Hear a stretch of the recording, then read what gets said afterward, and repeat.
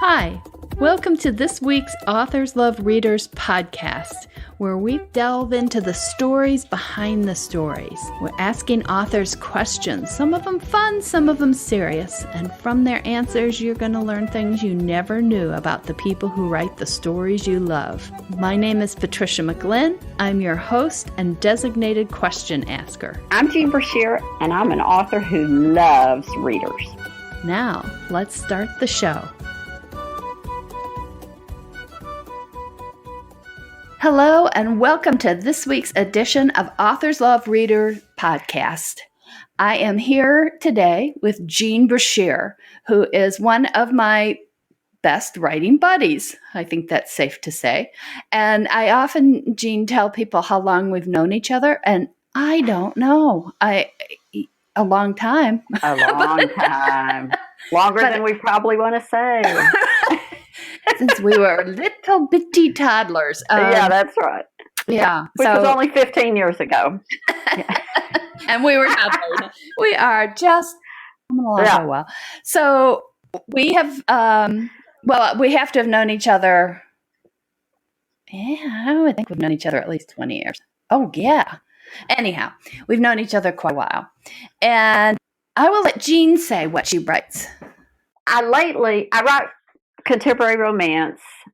A great deal of it is set in Texas, although not all. I sometimes write romantic suspense, but what I mostly write that readers seem to really cotton to is small town romance. Did you come from a small town?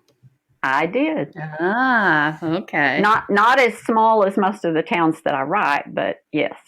Do you borrow things from that? I try not to borrow things from anything or anyone I know, but occasionally I will put kind of an homage to someone beloved, who's passed on or things like that, a pet that I loved or things like that. But I very seldom borrow from real life. Saying that, however, this little town, Sweetgrass Springs, that's the most popular of my small towns, has a decommissioned county courthouse as the center of their town square, and it's being utilized for other purposes. This little lady who owned a cafe and is trying to keep the town alive bought this a number of years ago. And I did take that directly from fact. I went to a small town called Blanco, Texas, and they have a decommissioned courthouse, meaning that the county seat was moved to another town. And I was just so intrigued by the fact that there was this courthouse that was in private hands that I did use that, I will confess. Down near me has the old courthouse, the old new courthouse, and the new courthouse. Yes. And they're all within like a block and a half of each other. But none of them, as far as I know, are in private hands at this point. Yeah. But I got to use that at some point. So, okay. Do you have any strong fears? And do you use those in books? I am afraid of heights. I make myself do it, but it takes my breath away. I don't know if I've ever used it in a book, though. But that's really about you know what I am really afraid of is having my face covered. I used to tell my mother I wondered if maybe somebody tried to smother me in my sleep when I was a baby or something because I was obnoxious. I don't know. But given that she was a super sweet woman, I'm sort of doubting it. I don't know why, but I am a little pathological about having my face covered. But I don't think I've used that either. Isn't that funny? That's really interesting. I've discovered doing yoga that I don't like to have my face like down on the mat. I'm fine with having being on my back and having something cover my face, but I don't like that down all the way down. Yeah, where they say, okay, now this is really relaxing. I'm going, no, it's not. No, it's not. I'm not relaxed at all. What's your favorite taste, Jean? Taste? Well, definitely chocolate. I'd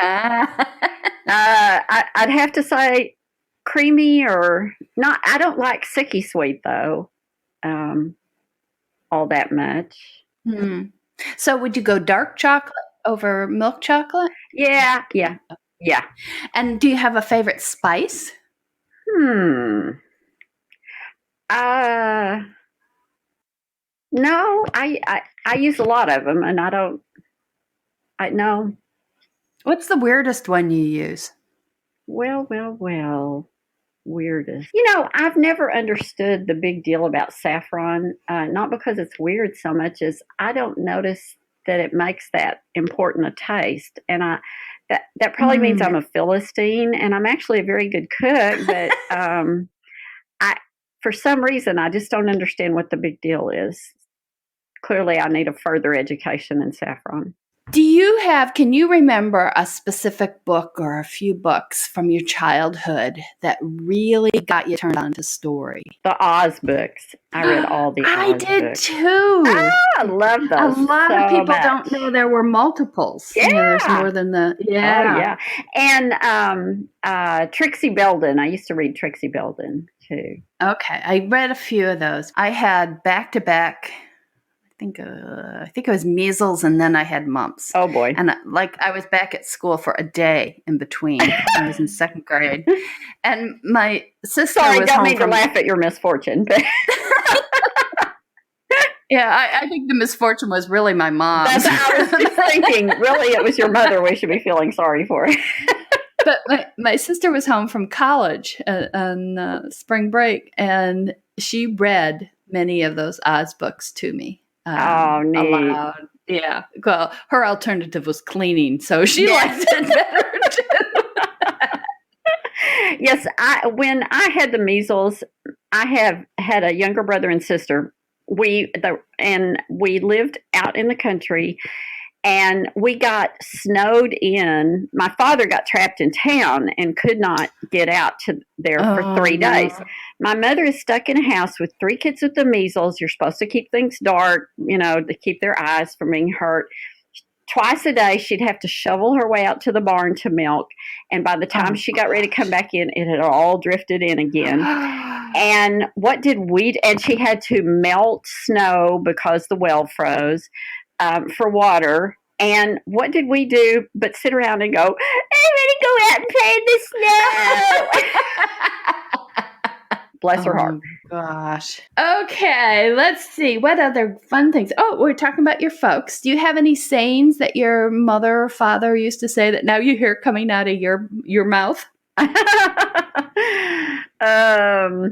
Wow. I'm sure I do, but not nearly as many as I used to when I was raising my children. That's always shocking when all of a sudden something you heard your parents say comes popping out of your mouth. But the main thing, not that my mother ever said this, but she lived this.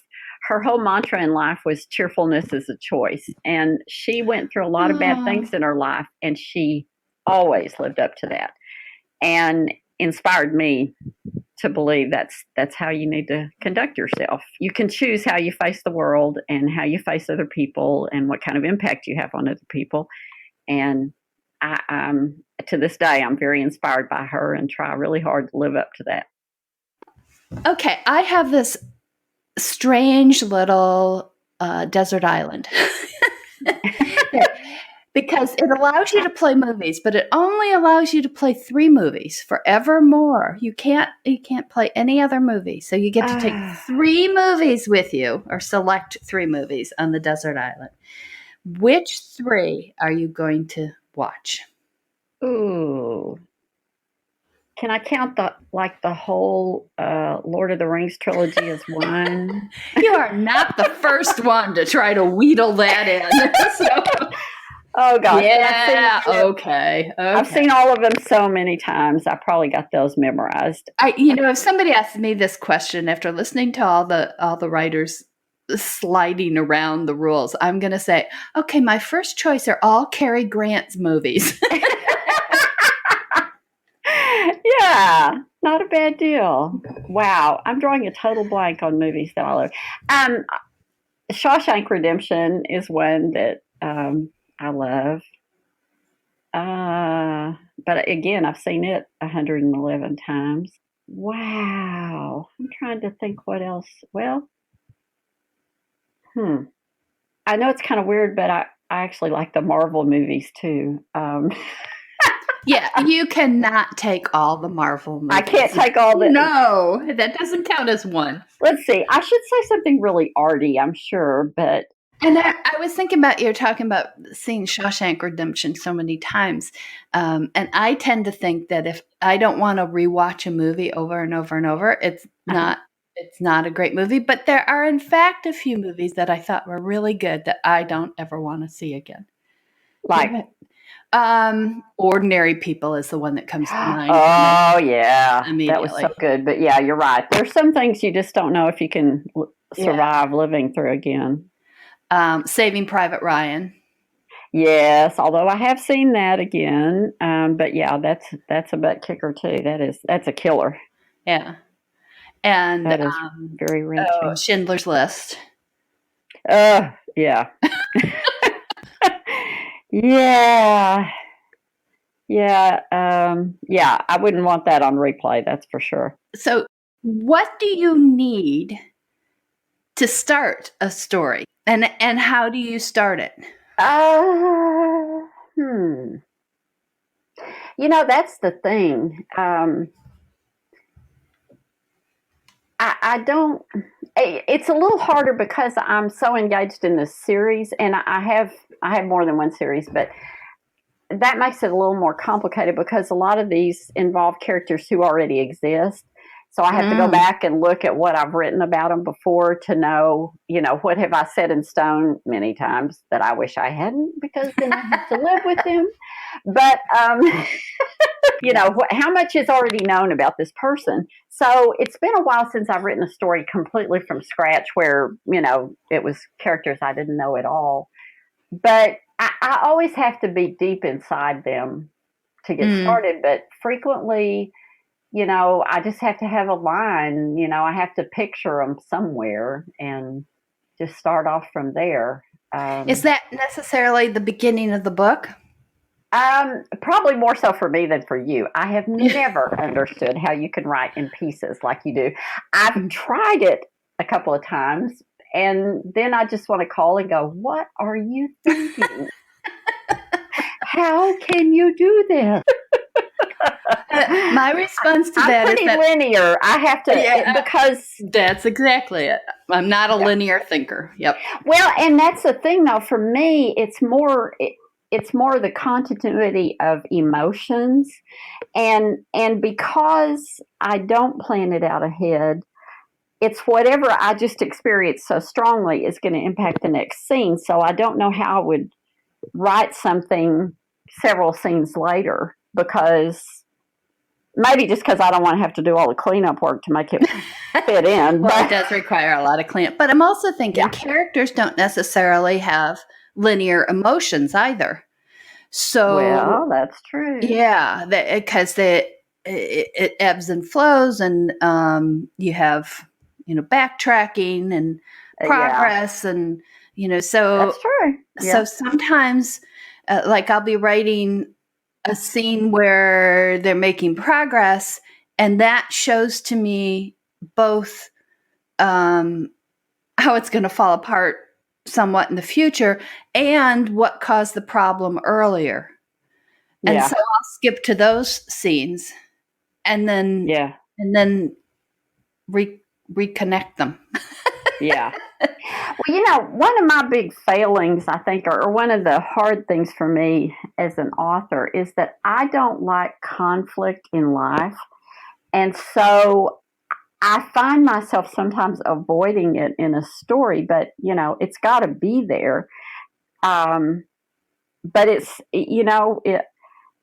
and quite frequently, the most power in a story, what readers tell me they love about my books is the powerful emotions. But I've kind of I have to go live that. And I think that's part of what makes it, it's good and bad to feel things so deeply when I write, because I don't always want to feel like that. But at the same time, I can't write it believably if I'm not experiencing it myself. But it kind of flies in the face of how much I try to keep life,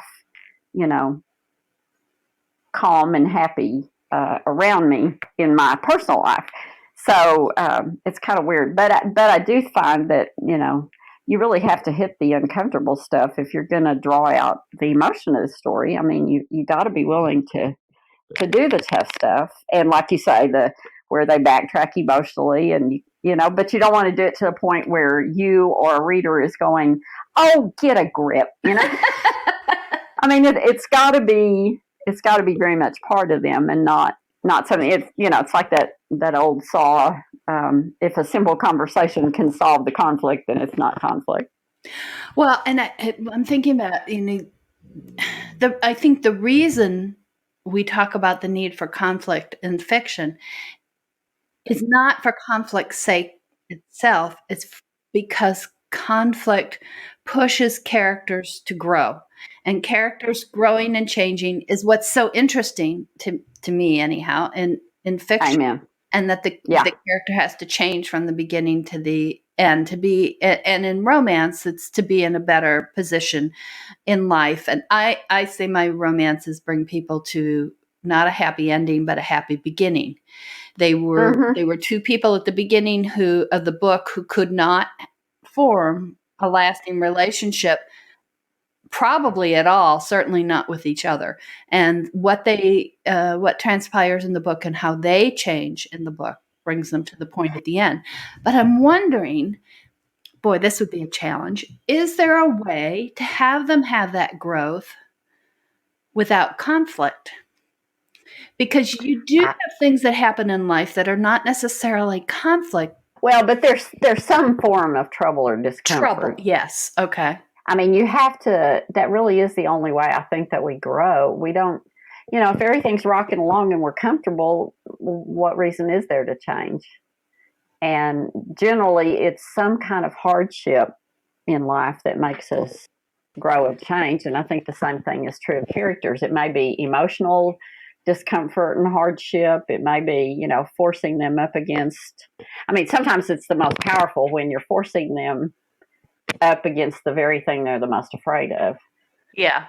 And I think that's true of us as human beings. I think we all would take the easy route if we could get it, but life very seldom offers us that opportunity. So that's how we grow, and that's how our characters grow. It's just, we have to be willing to, at least I know for me, I've got to be willing to live through it with them. Do you find that happens because you write a lot of contemporary romance, but you do also write some romantic suspense? Do you have different reactions when you're writing those, or? Well, no, because I think the same principle holds. You've got to force them into dangerous situations, and it can't be something that's easy to get out of, or it's not interesting. It's got to pose not just a physical danger necessarily, but an existential danger, a challenge to the very fabric of who they are. I think that's where you get the most powerful. I think it's one reason why a lot of the leading writers anymore are women as often as men, and a lot of those women came out of romance, because in the past, thrillers were really primarily plot oriented, and some of them still are, but the ones that really get us, whether they're written by a woman or a man, are the ones that engage us emotionally. Absolutely. That really hit us in the gut, not just the mental challenge of outthinking, okay, how do we get out of this situation, but what is it that's going to compromise everything you think you know about yourself or believe about yourself. Yeah, I find myself, I'm not a big thriller reader or watcher. And I often find myself watching those, say in a movie, and thinking, yeah, so they're in danger of their lives again. Who cares? Who are these people? I don't know them. I'm pretty vicious. So yeah. I need to really care about the characters and yeah. And that's when you really care about their fate, is if the author has really engaged you, or the actor has really engaged you in the character. I wonder though if readers can, if there's a perhaps for some readers, I was just thinking of this, that they put themselves in the position of the character. So if the character isn't really too specific or deep, where you really know who this person is, maybe it's easier for some readers to put themselves in as that character and live the story. That's interesting. I don't know. That is one thing I realized about myself. After I became a writer, I realized that I'd been doing it all my life, that when I go and watch a movie, I'm there and I come out of there feeling more like the character than myself. And that's really what I do as a writer, or hope to do as a writer, is to, engage people that deeply. To me, it's not a mental game. It's if you catch my, my heart, if you catch my gut, then, I'm there. But I'm not real cerebral about I don't hold myself apart very well, either when I read or when I write. I do both. Yeah. Well, my husband will sit there and watch a movie and go, "Oh my gosh, look, they didn't have that on in the last scene," and I'm going, I see those things too. Be quiet. Yeah, but it would also. But I'm also thinking you're putting yourself into the characters. I must do that to a degree, because I really dislike movies where there are no characters to like, or shows. Yes. Or where the nice and good characters are always beaten down. I'm just, no, I'm out of here. Well, my son really, really, really he browbeat me into watching Breaking Bad. And I said, I watched some of it. He said, "Mom, as a writer, I just know you would love this. It's incredible, the writing." And I really tried. And I watched quite a bit of it, but I felt kind of dirty after every one of them, because there was nobody sympathetic. I mean, Walter White was a little in the beginning. You sort of understood how he got to where he was. But after that, it was like, you're as big a monster as anybody else. And I just didn't get it. And so in the last season, I finally dropped off about, I don't know, season 3 or something. I just couldn't. I was streaming. I just couldn't live there anymore. But then when the final season came, I thought, well, I got to see how they wind this up. And so I started watching somewhere in the final season, and I started asking my son a question about it, and he said, "No, you cannot do that. You didn't suffer with all the rest of us for everything. You didn't earn the right to watch the finale." But too bad. I don't want to suffer when I read books and watch. I know. Movies. I just don't get the appeal of suffering. What are the, maybe a tiny bit, but to have it come out well at the end, I can take George Bailey and It's a Wonderful Life, having this glimpse of what the world would have been without him, and going through those moments of trauma, because it comes out okay in the end, and now I know and I trust that. But I don't want a movie made up only of him running around the town being miserable. No. Yeah. Okay. Although sometimes, I can read, if a book really tears my heart out, I'm okay with that. If it really gets me that much, I can do that. But yeah, mostly I want to feel like they earned the ending they have. There has to be some redemptive value in it to me. Like yes, Brian's song. He died at a very young age, and he was it's a true story. He was a great guy, but there was redemption in the friendships and the legacy that he left behind. And I often think there's another movie, Untamed Heart. Have you ever seen that? I don't think so. Yeah, now I'm not going to remember. But it's set in Minnesota, and he's a young guy, and he has a heart issue, and he has a romance, and he dies at the end of it because of his heart problems.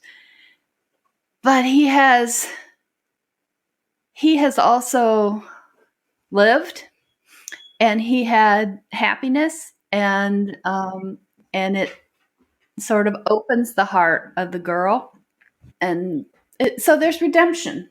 Yeah. But I haven't watched it a second time, I will say. Yeah. Yeah. So I have a question from another reader who says that when we finish a book, do we miss the characters? Do we think about them? Oh, yes. Oh, yes. Yes. And the last, X number of pages, the last chapter or so, I just grieve while I'm writing it. And I'm kind of torn because on the one hand, it's sort of oh, thank heavens, I've made it. I got to the end. It didn't suck after all.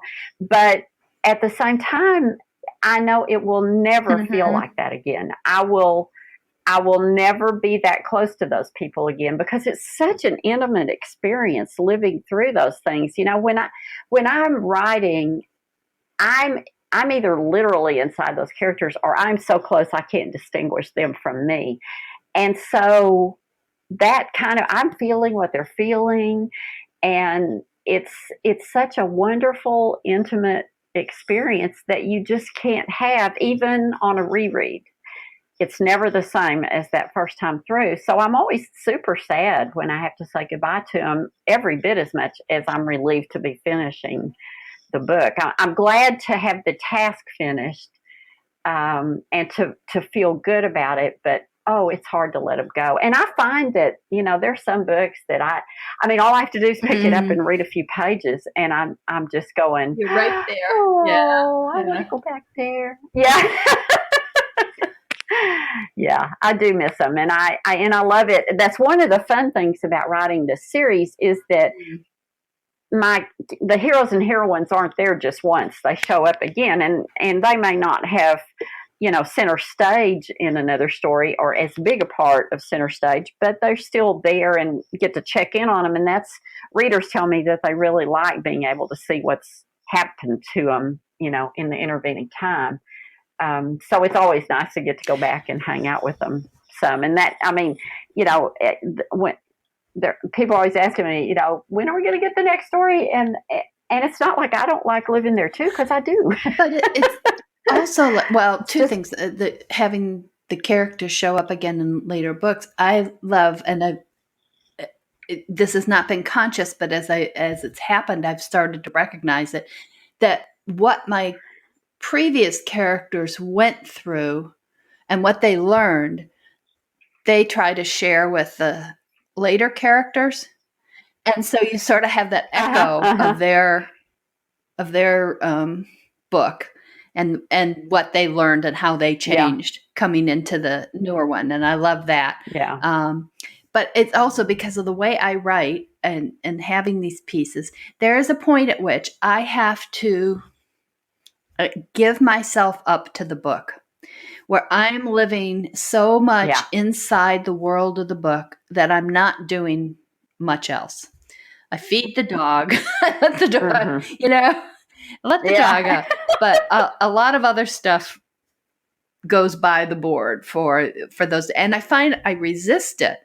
And then this is why deadlines are really good. And then there's a point where you just have to do it. Yeah. And coming out of it is really kind of blinking back to the world and going, look around and go, oh, wow, all this still exists. Huh.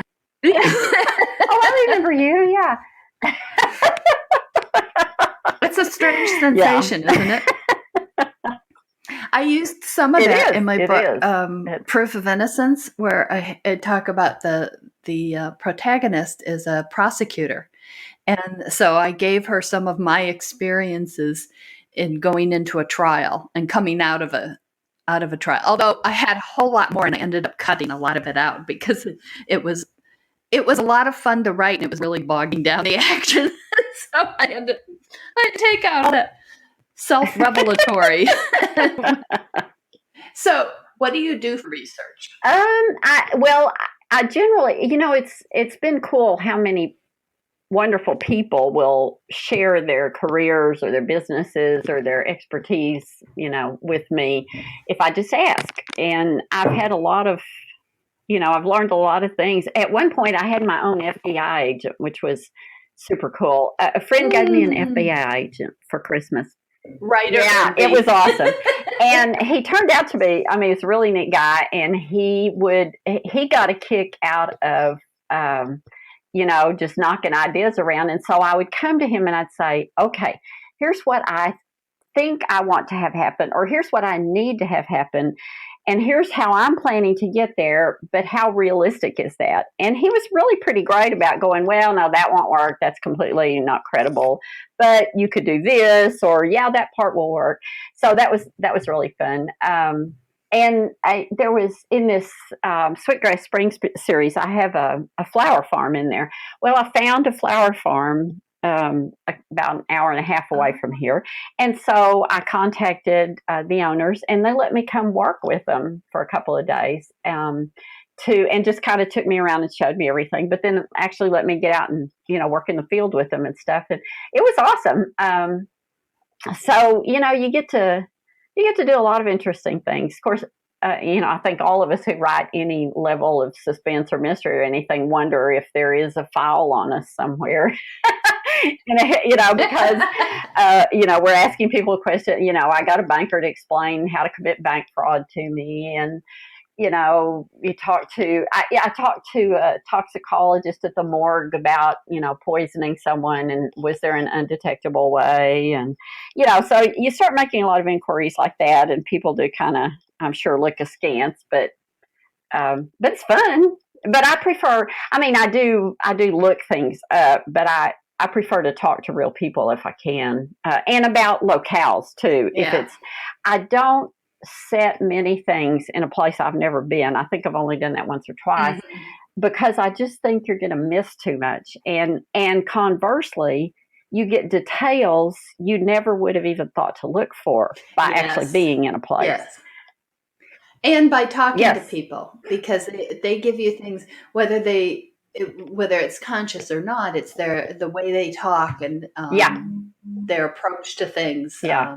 It's always been an article of faith with me that we have to take some liberties in fiction, but I really don't want to write something that someone in that field or who lives in that place would read and go, boy, has she not done her homework. So, I try not to take those liberties unless I just absolutely have to. I think research helps a lot with that. It's so yanked because I'm a picky reader, and it pulls me out of things. I still remember two books very specifically. One got the day wrong for the Kentucky Derby, and I just thought, and another one referred to Fiddler on the Roof as a musical about Greek family life. And it just, so you lost me right there. I read a book that talked about bluebells in Texas, and I just went, excuse me, blue bonnets.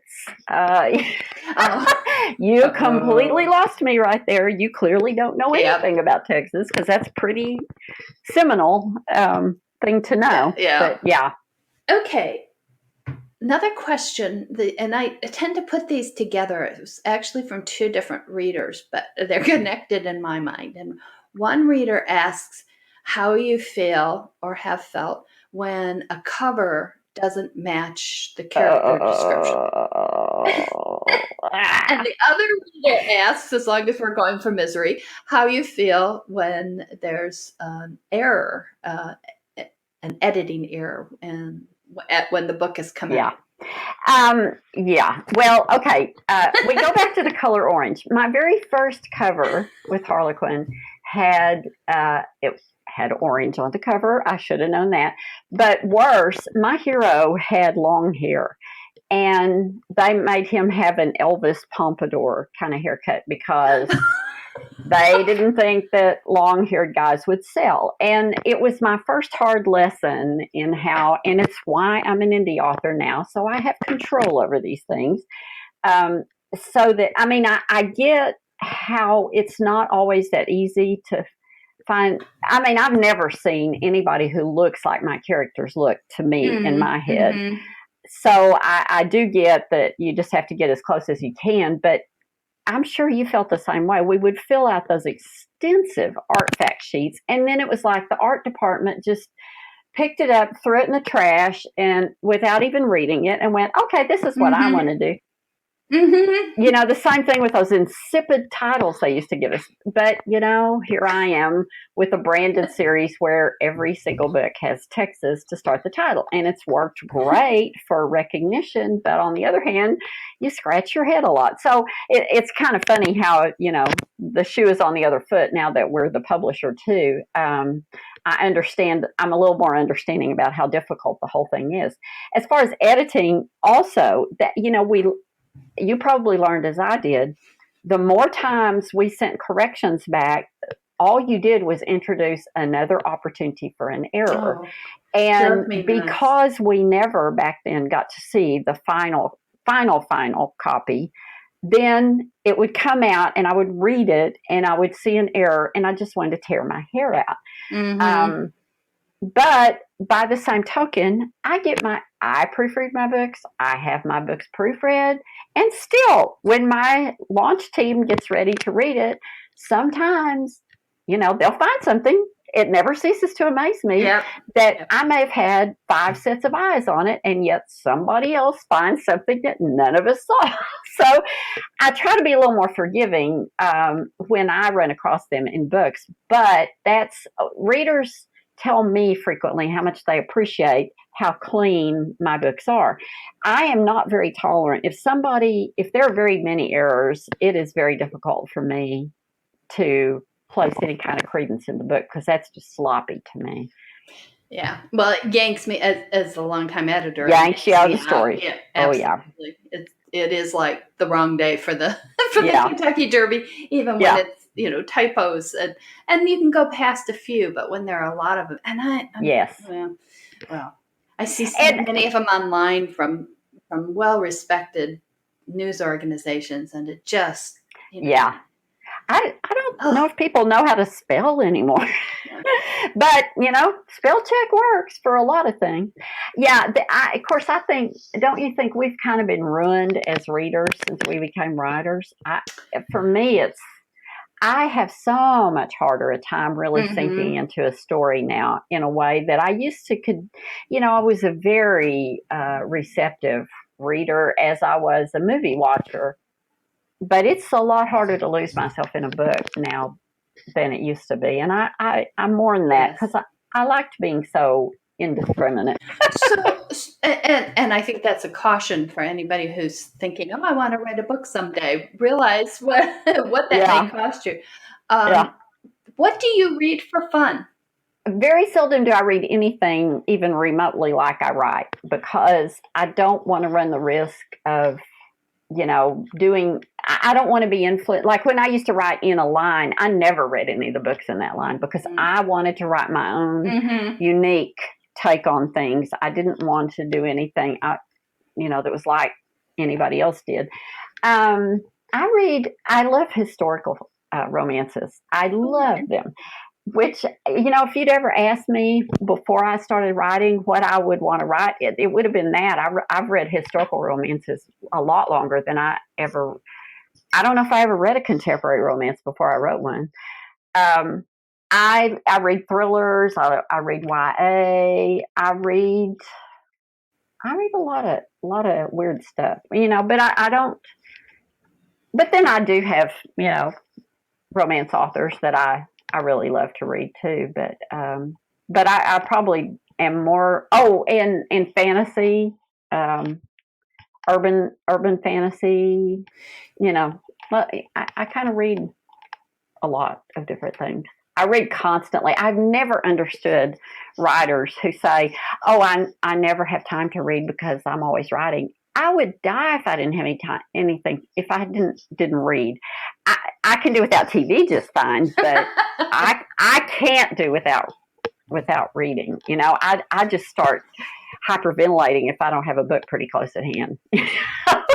I mean, literally, I walk around like a lost person, and it doesn't last very long before, if nothing else, I'll pick up. I mean, I say that when I'm having trouble with my own writing, I tend to not read anything new, anybody new to me, because I don't want to take a chance on. It puts me in a bad place when I read bad writing, so I tend to go reread, keeper stuff on my keeper shelves or something like that, because I don't want to.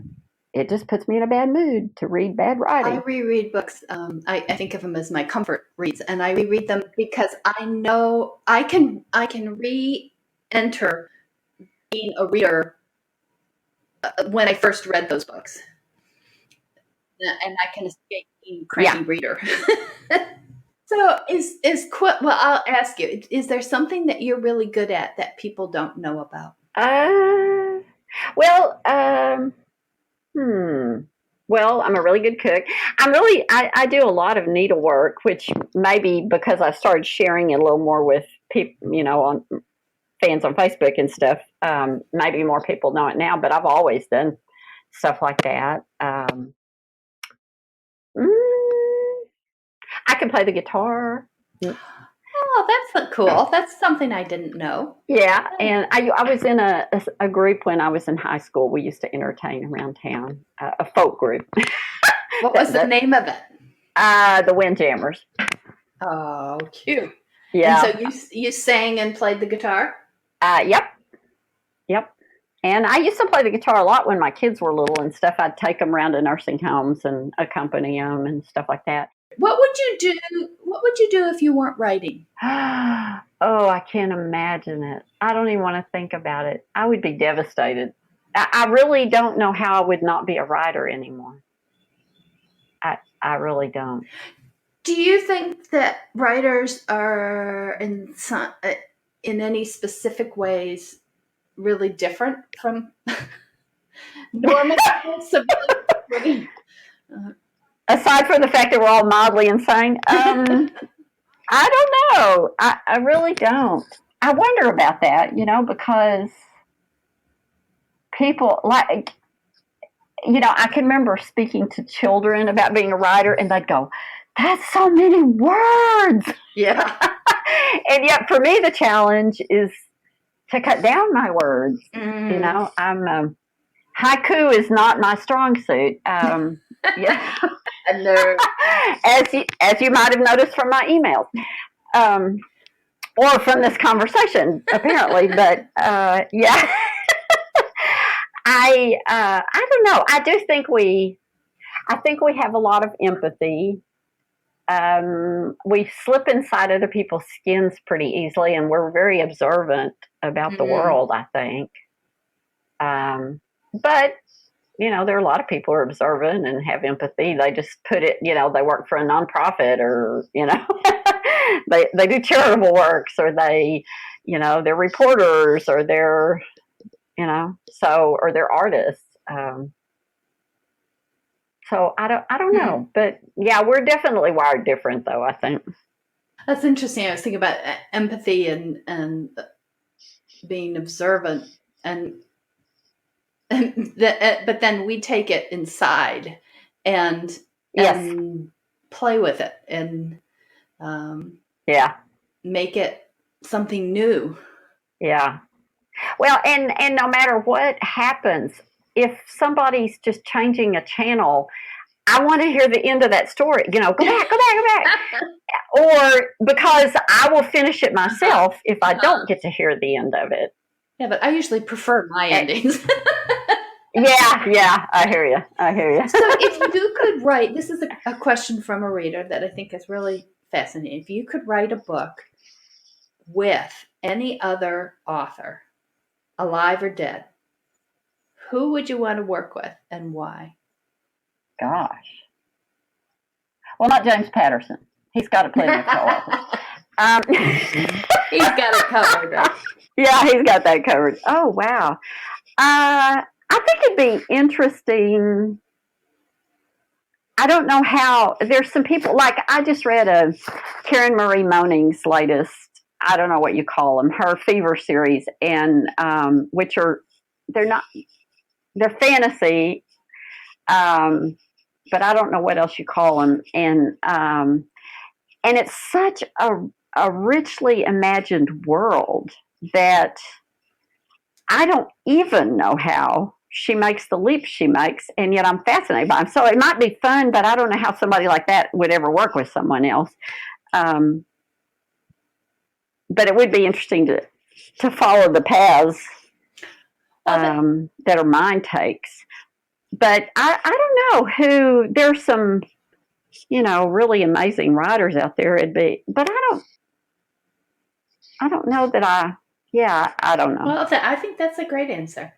I'm really interested, and now I can't remember who answered it. I should go back and notice this. The one that got me, and it wasn't one of the first ones that somebody said, was Shakespeare. And I thought, wow. Well, yeah. yeah. Yeah, that would be interesting. For one thing, you would then know who Shakespeare really was, whether he was the one who really wrote everything, or if it was somebody else. That's right. But, everybody thought, yeah. There are a lot of tremendously gifted authors, but I'd rather just enjoy their books. I don't really want to, I don't. It's like I don't want to deconstruct. That's what I dislike about being a writer is, deconstructing things or being too aware of things. So I don't want to see behind the curtain with them. So somebody who's brand new to you, hasn't read any of your books. Mm-hmm. Where should they start? Where's a good entry point? Well, it depends on what they like. But if they're into the small town romance, I have a free book called Texas Secrets, which starts the whole 30 books right now, Texas Heroes series, or Texas Roots is the first book in the Sweetgrass Springs series and introduces that world. I've written some very edgy, dark stuff, all of which are in a collection called Dangerous to Love.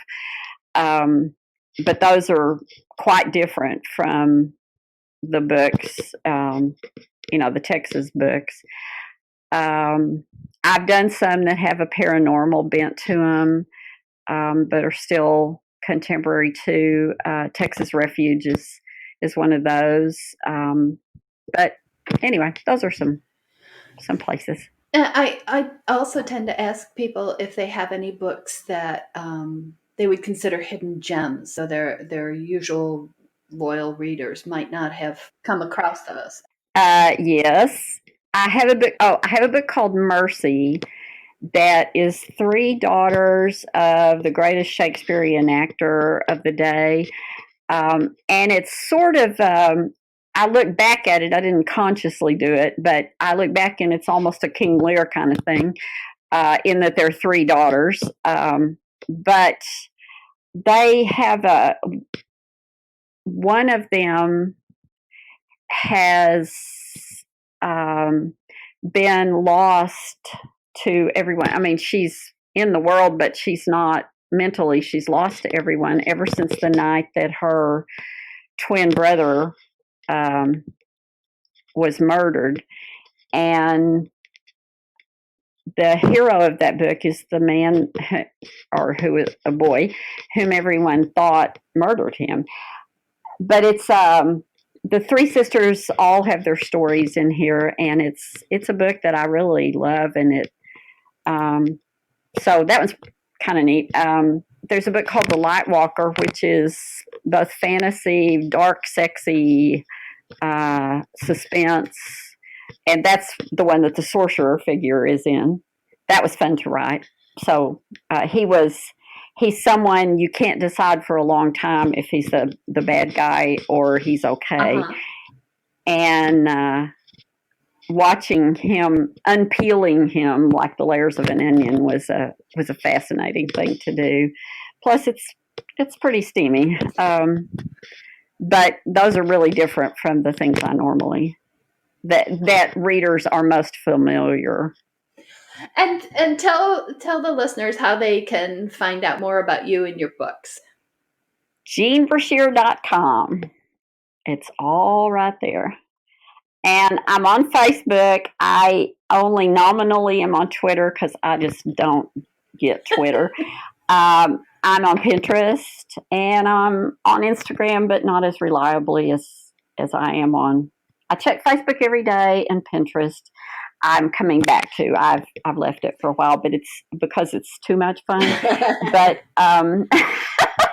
but I started pinning again, and I'll be working on that again. But Facebook, I check every day. I just I don't Twitter. I don't know. It's too hard to have a real conversation, and I'm a real conversation person, so that's why I prefer Facebook. I think one of the reasons I like Twitter is that when I was a little kid, we used to travel around the South. We lived in the Midwest, but my dad was a district sales manager in the Southeast. Long story. We tried to move a couple times and things kept happening. So the Burma shave sign. Yeah.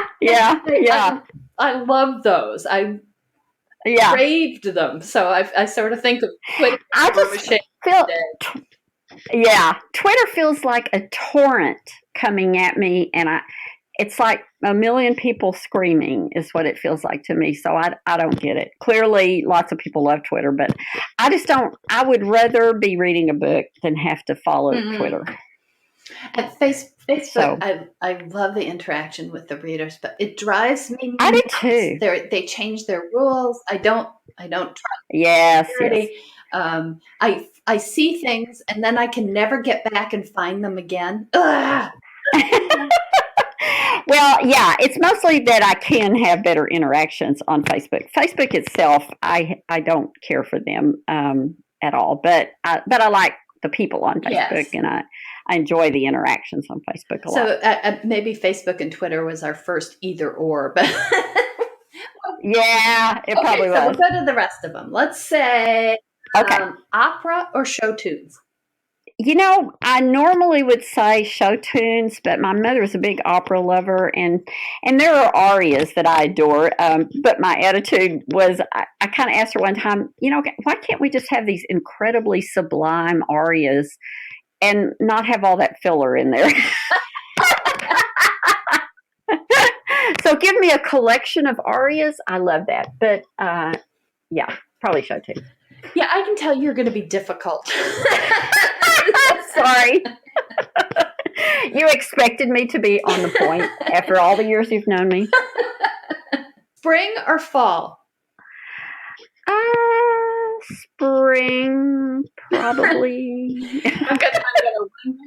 I'm going to take that and run with it. Heels or slippers?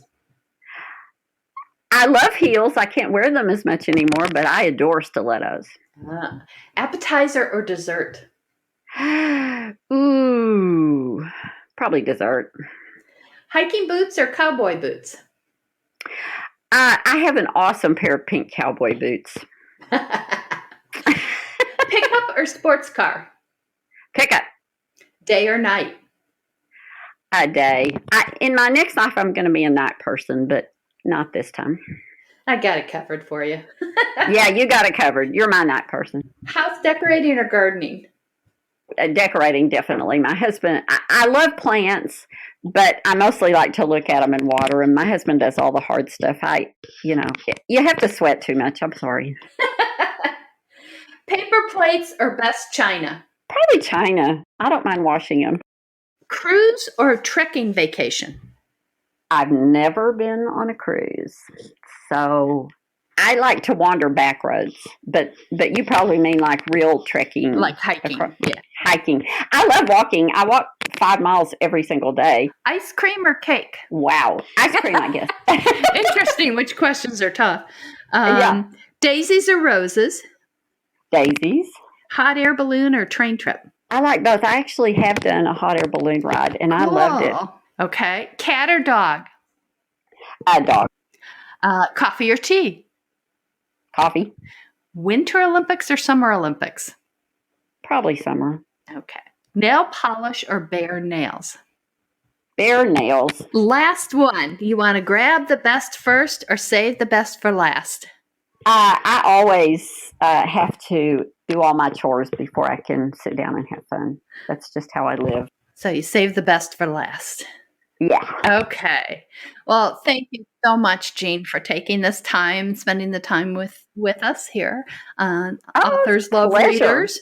And we hope you all listeners will come back next week to meet another author and find out more about the stories behind our stories. In the meantime, I wish you a week of very happy reading. Absolutely. Thank you so much for having me. And thanks, readers, for listening.